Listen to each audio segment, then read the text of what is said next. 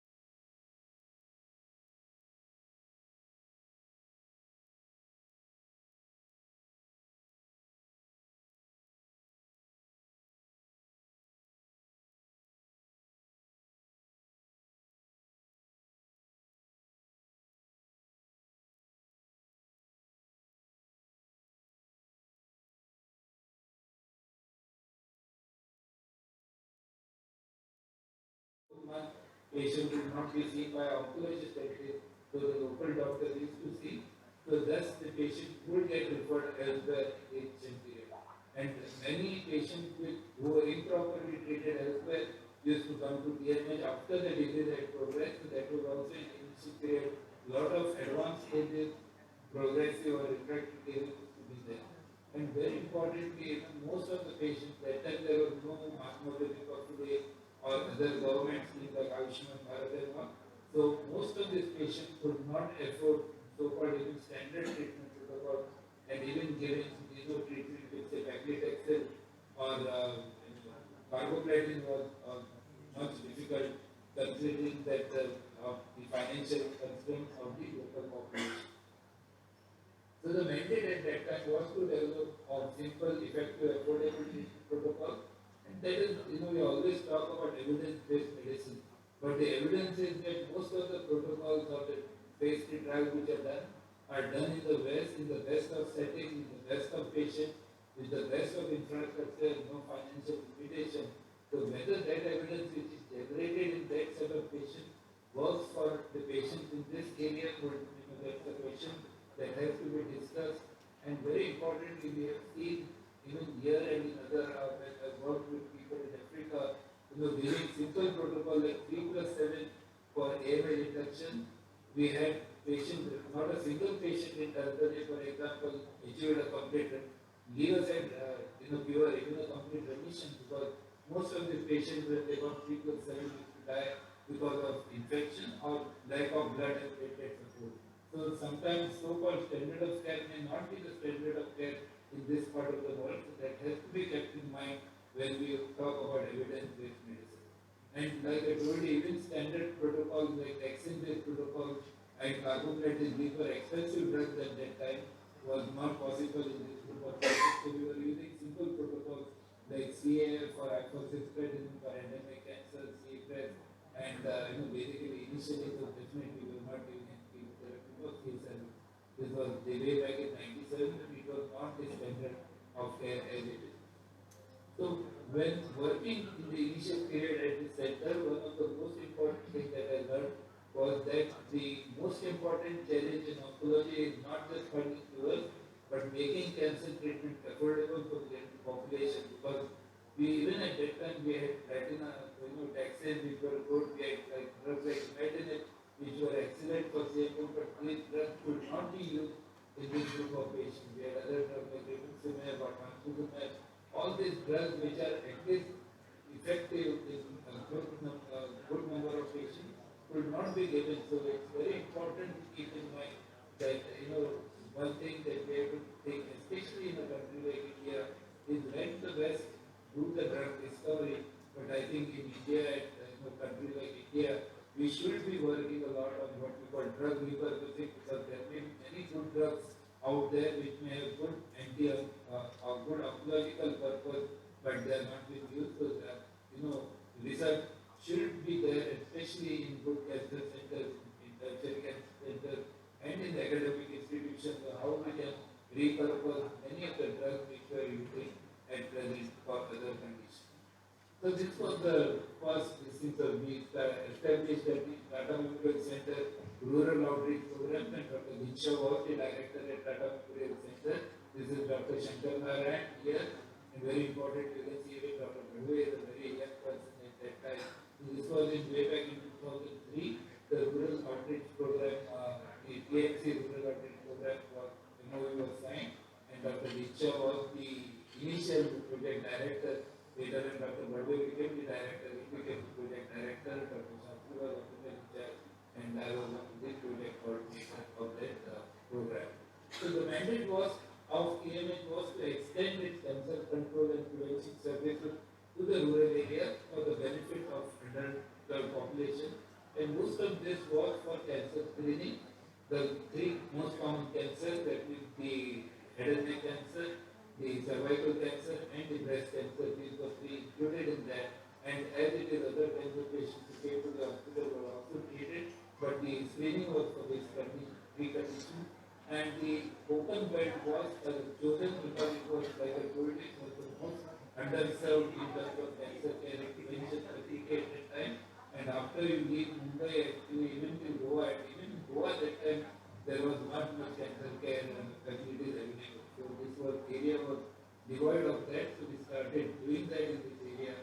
And the MOU was for capacity building, technology transfer, comprehensive cancer care facilities to be developed at this hospital here, reduction in disease burden and economic gain for the people, national gain through technology transfer because we were evaluating the low cost rate cancer screening tools which were diagnosed, which were discovered at the Tata Memorial Hospital at that time.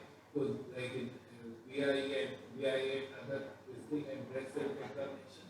So these were the things that were done here and development of newer technology. So this was way back, but this is not as simple. You can see here this terrain. See, we also did this program at Barshi, but Barshi is a flat terrain and it's very easy to do the same program, etc. But this area is a much difficult terrain, and you can see here the roads and all are not there.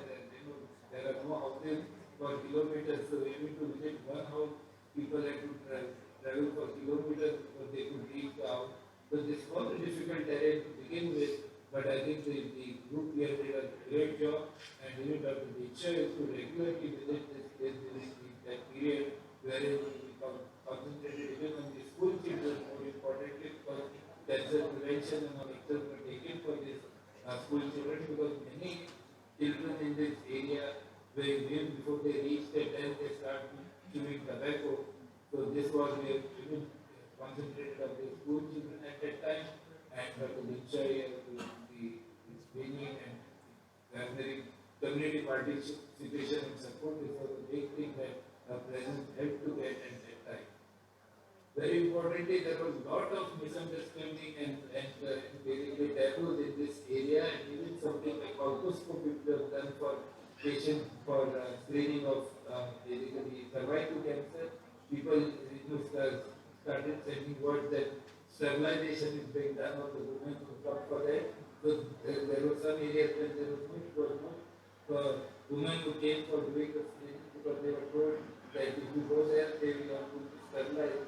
So a lot of misunderstanding, a lot of misinformation was being provided in the initial part, but slowly and steadily people accepted the program and we had really 90, not 90, but at least 80% plus participation in this screening program at that time. So in the initial period, I was the only person who had come from Tata Memorial Hospital, and there was because patients were also less at that time. But once the patients started increasing, then we got more support from our colleagues at Tata Memorial Hospital, and later on the TNCROP started, young one, and I think Dr. Vijay Patel here. There are many people from our group from TNH who visited this place, and also pathologists, the radiation oncologists, and the surgeons would be part of the group initially. So we would come as a whole team on Friday and then operate on Friday, Saturday, and even Sunday, see the patient. So most in 2-3 days we would finish all the work, and for the follow-up we would continue the follow-up on the phone so that the continuity of care was there. But there was no doctor placed in this hospital at that time. However, later because of the permission from Dr. Badwe and help from administration of Tata Memorial Center, we started getting both surgical and pathology and medical oncology and surgical oncology resident were posted and before they were posted at this hospital in the initial period. For quite some time, we had all this were posted here. However, in present, only the medical oncology is posted and the others come and help us as and when we need it. And this NPCI, that is nuclear power, this thing also helped us build this dormitory for the patient. So they are also to have an area where the patients can stay for overnight or during the radiation for the entire period. So there's a big dormitory that is built by the nuclear power plant NPCI, which is part of the DAE. And this is the chest vehicle, which is a mobile van where the mammography, the CRSF screening, the barium swallow was the method at that time. So all the screening, all the investigation would be done in this van. This van would move across various parts of the Ratnagiri what are the lessons that have been learned from here? Is that first, it's very, very important that creating awareness is very important. Like I told you in the initial period, there was a lot of misunderstanding, a lot of taboos, so we had to face all that, we had to overcome that. But very importantly, once you create awareness, then all other things become secondary. So, the media, audio-visual, vehicle, constant visit, treated, all this helped us to create awareness.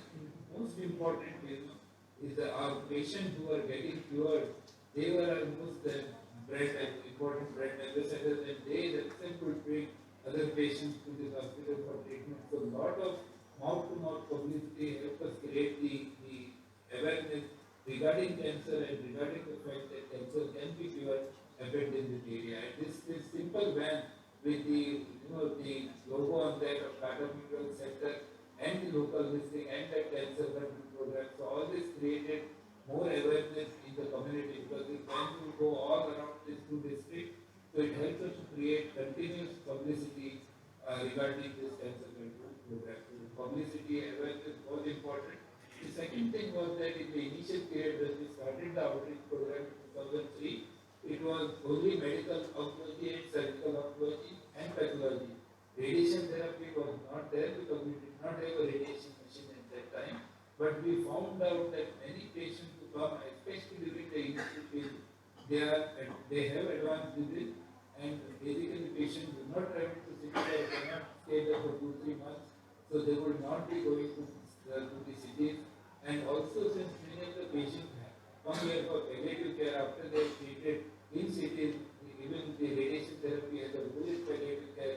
So we found out that radiation therapy is very, very important if you have to complete the loop, because out of the 100 patients that would be referred to Mumbai to DMH for radiation therapy, only 5 would have taken treatment, or all others, some never went, some went and started and then came back. So it was very important to develop the radiation facilities there. And then again, actually, the DAE helped us by giving us the Babatwan machine, and Dr. Kabodkar, in the presence of Dr. Padwe, actually inaugurated the Babatwan machine here, which is still functioning and functioning very well. So we like to thank the DAE for supporting this cause, but that helped us to complete the treatment, and not only the Babatwan machine, but they also give us the brachytherapy facilities. So that helped to complete the treatment of patients with cervical cancer also, because as we know in rural India, cervical cancer is still one of the important cancers. So this was help from the DA for that. Third thing was that the treatment has to be tailored for the local needs. So when like I told you, many times so-called standard of care is not the same as standard of care for the rural centers because of various reasons. In evidence-based medicine, when we talk about it, what is the evidence? Whether the evidence generated in the West is the same for this patient or it is different, we don't know. But definitely, with many of our patients couldn't afford or tolerate the so-called standard of care. For example, patients with CRSF could not tolerate cisplatin wave therapy. Carboplatin was beyond the reach of many patients at that time when carboplatin was an expensive drug to begin. So we started this thing of metronomic therapy, and it was a need of the hour. Basically, it was started because that was needed to take care of the patient. And Dr. Richa was the director that had told us specifically that not to, there was limited fund for the outreach program. It was not that fund was unlimited. So we developed many things basically as the need of the hour. So most of the protocols that we developed are oral. They are cheap, easily available. Most of them have less side effects, require less supportive care, non-invasive, and very importantly, actually, we could give this patient with medicine that call them after a month, and once we were okay that they have already did well, most of these patients need to come after 3 months also. So hardly any investigation required and hardly any supportive care required. So that helps us to take care of many of the patients, because the commonest cancer here is head and neck cancer, both in male and female. That's very important. Even in females, the number one cancer is head and neck cancer here. So, and breast cancer, and the third was ovarian cancer and cervical cancer. So basically, most of this is what we developed here. So this is one example here where patient of intrahepatic cholecystitis, multicentric can see I have treated with oral metronome therapy doing well. This we had published this patient also who did well for many years after the treatment and later was also followed but was doing well for at least 7 years after the diagnosis. This is another case of CA doctor who basically was treated with 6 cycles of etoposide cisplatin and then put on oral metronome therapy for 1 year and was doing well for years after the diagnosis. Another case of CA esophagus where we treat with metronomic protocol and did well, responded well to that. The common cancer like the ovary we had developed again a oral protocol of tamoxifen, etoposide and doxil, which the doses were modified as per the toxicity and we can see an excellent responses for patient of extensive CA ovary. This was because actually again we had to develop this because like I told you, patients could not tolerate the cisplatinum-based protocol, and it was a simple oral protocol which we tailored as per the requirement so that toxicities were not there. And then most of them had excellent responses, and Dr. Avinash Pandey had published it where the median oral survival, because most of the patients there can afford to take first, second, and most third line treatment. So even with that, we had a median survival of more than 5 years. So that's really good data compared to what we used to see in the past. And again, for the oral therapy for head and neck cancer, which was the common cancer, was celecoxib based therapy, which was used later in DNX also. And we can see an extensive disease in the thing. This patient could not go to DNX or radiation therapy. IDF was involved, so could not be operated. And then we put him on oral OMC for years. Well, died of advanced age rather than any disease later. And then my pet was the triple negative breast cancer, where we gave them the metformin cyclophosphamide with 18 months of oral maintenance. And you can see compared to the standard of care, these are the patients who are treated here with standard of care, so-called standard of care, and later basically as compared to them who received the metronomic maintenance did much better than the other patient. So that was the advantage of using this low cost protocol, oral administration, home-based treatment, and basically we did not require any complex infrastructure or highly trained resources for execution, and that's what happened. So basically the paradigm shift here was from drug discovery to drug repositioning, and we have used a lot of drugs like celecoxib, propranolol, the tamoxifen, and other drugs as metformin and repurposed drugs for the use in this patient, and this were published way back regarding our experience in this center in this review that we had written for the Lancet Oncology. And this is what I have been talking for years, that basically metronomic therapy takes care of the inhibitory immunity, which is very, very important, because when we talk about therapy, most of the time we talk about checkpoint inhibitors, anti-CTL4s, the cellular therapies, CAR T-cell therapies, all this take care of the inhibitory immunity. But unless the inhibitory immunity is taken care of in the balance is sought, the stimulatory immunity doesn't work, and that is why, as we know, most of the time the patients with given the checkpoint inhibitors are 15 to 25-30% at the most patients respond to the treatment, others do not. So if we take care of the inhibitory immunity metronomic therapy and then use the checkpoint inhibitor, that is the way it should be, and that was later proven very well by Dr. Vijay Patil recently and Kumar Prakash and the whole group, where they have shown that if you add low dose immunotherapy to the metronomic therapy, they have improved the outcome in this group of patients, and I think they are doing a big phase 3 trial in and Hospital at present. And lastly, very important, all this is okay, but unless you know the enemy, unless you know how many patients are there, what is which are the type of patient, you will not be able to develop the infrastructure.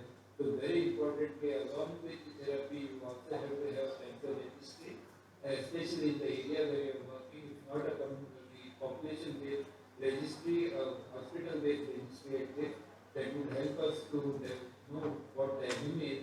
And luckily for us, the Tata Memorial Hospital has helped us to establish two registries. One is the population-based registry, in Ratnagiri and another one population-based center registry in Sundarbans. So we have two population-based rural registries now, and the information is being analyzed. So within the next few years, we will really get some good information of what is, how or which type of cancer is there in this part of the world, and especially in rural India. So this was the inauguration of the cancer registry some time back when Dr. Kakurkar was here. He came for the inauguration, and then just project was also inaugurated by Dr. Bhatt. This is one of the trophy that this hospital got for best rural oncology hospital. So and this is what it is. Basically, you can see, if you see overall, when we analyzed the data in 2012 to 1997, overall survival at 5 years was around 34 patients for all the patients that were treated here. But you see there's a difference there. You see in the 2003 to 7 era, the survival was around 22.8%, which had improved a lot in the post 2008 era, where we are at 44% survival is there. So at least this line was, so the metronomic therapies that we have used have at least helped us to make a tail end line flat in many of these patients. So slowly the outcomes have improved, but we have to analyze the data objectively in the coming years. So that's what we are going to do now. So this is what it is. So we began with this one-story structure, and then we added floor on top of this hospital itself to start, to take care of the increasing number of patients. Slowly the whole area got developed, because not only the cancer hospital, but also there is a blood bank which came, a drug store, the new ophthalmic department, and all these other areas, including a school, because the doctors and all nurses were coming here, the children were there. The school was also started here, the English medium, and now you see it has increased by leaps and bounds, and you can see this is the original hospital here, and you can see this is the new hospital, which is much, much bigger. Now from 20 beds, it is now nearly 650 beds at present. We have a medical college, so this is the whole entire medical college, which had 100 students before. Now there are 150 students every year, and we have also postgraduate students, nearly 63 every year, coming in different departments at present. So it's improved by leaps and bounds. You can see this is the medical college, entire medical college, and then they have a very beautiful sports complex here. So they are also a sports university. So that helps to develop sports in various sports, not only outdoor sports, but also a lot of indoor sports, swimming, etc., which is happening at this place. So this is the latest edition. Dr. Bhatt was here last month, and we inaugurated the state-of-the-art linear accelerator that was started recently, and we also did the groundbreaking ceremony for the nuclear medicine facility and the Center for Cancer Epidemiology. So it's the next project that the hospital has taken. So this is to basically, so what it is that if you have to start a new tertiary cancer center. Yesterday only in the group there was discussion 2 to 3 crores per bed. So it takes around 450 to 600 crores to build even a small tertiary cancer center. That's not possible many times. The best way to do would be to twin or the twinning of the adoption model. So it will be very important or interesting that if the urban tertiary cancer center, not only government-based or academic cancer center, but also private, if they are interested in developing this training model, they can help develop one or more rural cancer, comprehensive cancer center.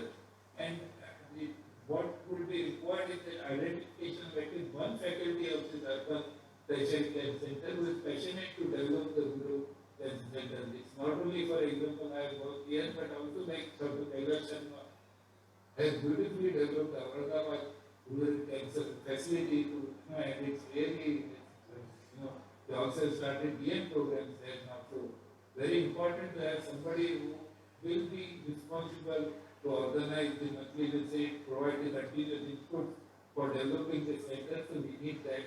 And then a team from the urban tertiary care center should visit the rural center on a regular basis.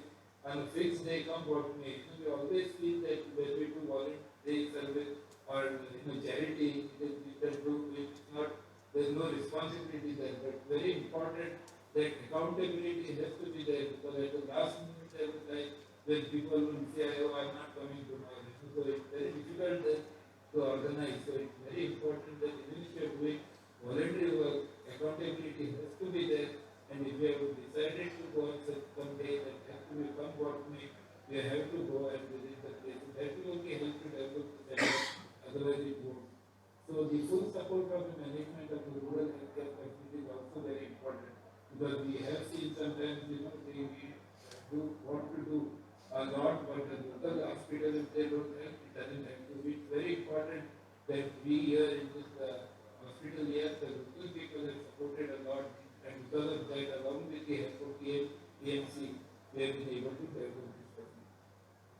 So imagine if my major urban center adopts even 2 or 3 such RCB because there are so many faculties in every urban cancer center. Some of them it may be the alma mater, some of them it may be the village place, or some may just want to develop that area. So if there are people who have the passion of developing this center, each one or 2, 3 such facility also take up center.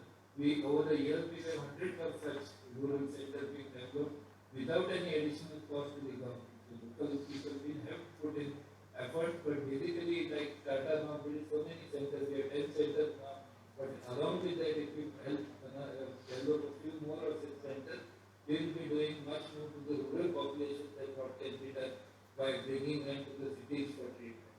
So local patient will have access to the treatment at reduced time, the cost of treatment will come down. And very importantly, personally I feel the resident who rotate with such centers get trained to work in limited resource limited settings, and that's very important also as part of their academic part of their teaching that we do. And when you have limited resources, the residents especially who are young, and they have so many ideas, they think of novel, non-conventional ways to treat patients, so it also will encourage creativity. So there are a lot of pluses of doing such type of developing such type of model, and but one more important thing that I would like to say is that many patients come to Tata not because they know the doctor or they have the best treatment, but many times they know that if they come to Tata, they get support for the treatment, they get help, and that's one thing that is missing in rural India. Most of the NGOs, most of the help that comes not only from NGOs, but very importantly, even the government support. The health minister from the Ayushman Bharat and PJY is given to tertiary cancer centers in the cities and the city, but rural centers do not get such support. So if the patients have to stay here and take the treatment, I think one thing that we have to make sure is that the patients also get the support that they would have otherwise got in EMH or any other AIMS or any other center, so that they stay here and continue to take the treatment in the rural. This is one area which needs. So this is the last one that I concluded this the commentary here by saying that we all want to win the war over cancer. However, wars cannot be fought won with just generals, which are the tertiary cancer centers alone. We also need the foot soldiers, which are the rural cancer centers, to be on the same page. The mission of RCC, Rural Comprehensive Cancer Center at the Banavali Hospital, is to be a shining example for the fusion of science and humanity and to serve as a catalyst for the National Cancer Control Program. So DMC ROP could be on the Tata Memorial Center Rural Outreach Program could become a role model for other TCCs to develop rural outreach program, which will greatly increase the cancer care facilities for the vast rural population of our country.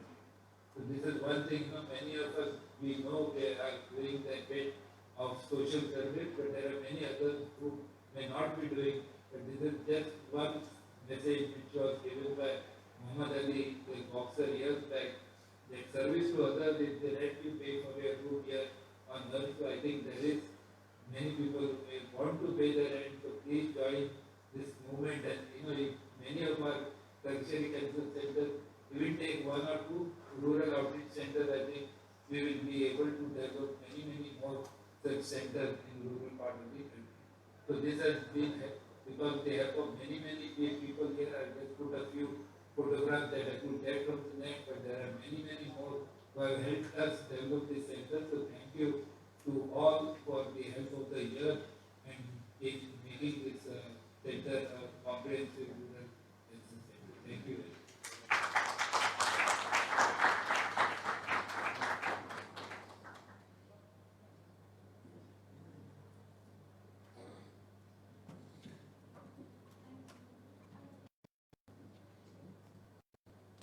Hello?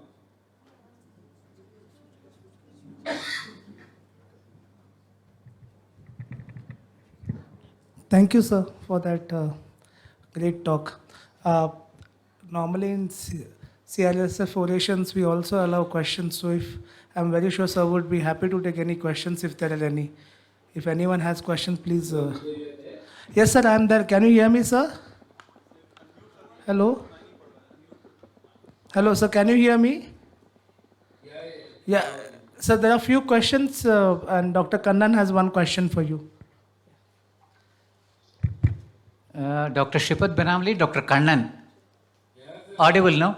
Not a question, but just to tell that many of the consultants who are sitting here are confined to big four walls of big institutions with all the technologies at our fingertips. What we want to execute scientifically based are available, we execute it.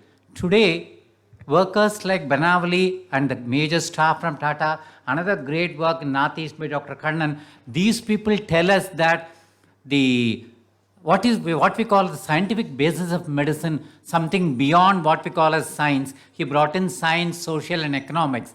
Thanks a lot from making us aware of this great work from a small building to an excellent, great center. Once again, it has been a pleasure to sit and hear your talk. Thanks a lot, Dr. Banavali. Thank you, sir, and thank you for the great work you are doing. But I think we need many more such rural centers so that patients don't have to, go travel all the way, and even bring the cost down a lot when we do at the, in such, because patients when they come to tertiary centers, we think of all the latest drugs, latest testing. We don't need that.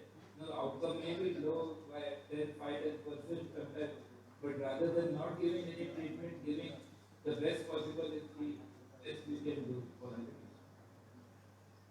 patient. Sir, You had some, sir, there are few questions in the chat box. If you can take them, sir. yeah, Amish has written which, even though they, which patient, even if they don't have money, metronomic chemo does not work.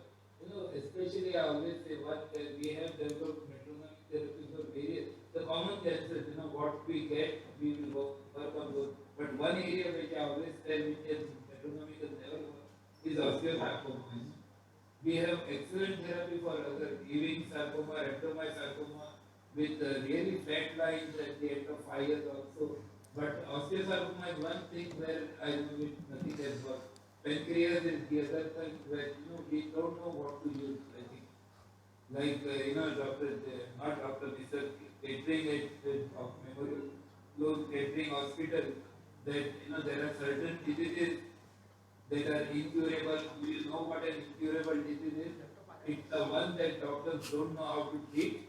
The disease has no problem getting cured. So I think that's what it is. So still now we don't know, but I think for such tumors, I think using the low dose chemotherapy and the metronomic therapy would work better.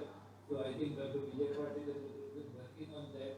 So they may give us more answers in the coming years. And Sir, Amish here.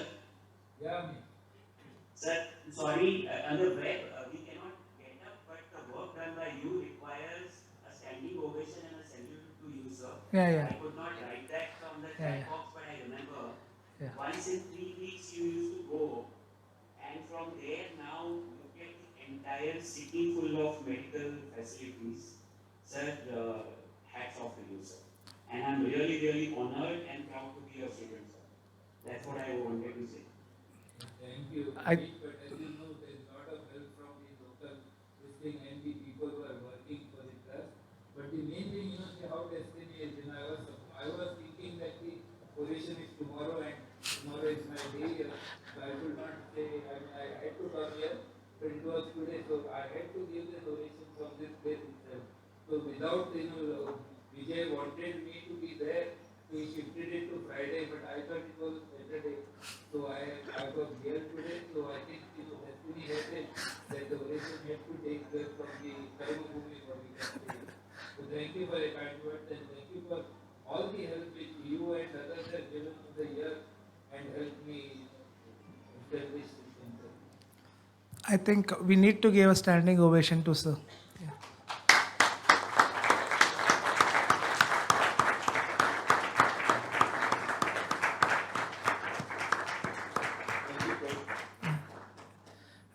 Sir, we would have liked to honor sir with a plaque and a shawl, but we will do that next week once sir is in Mumbai. Thanks a lot, sir.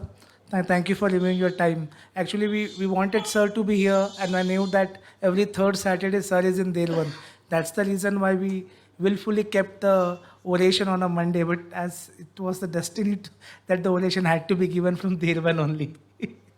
So there's one question from Samir. Come, Samir. Come, ask it from here.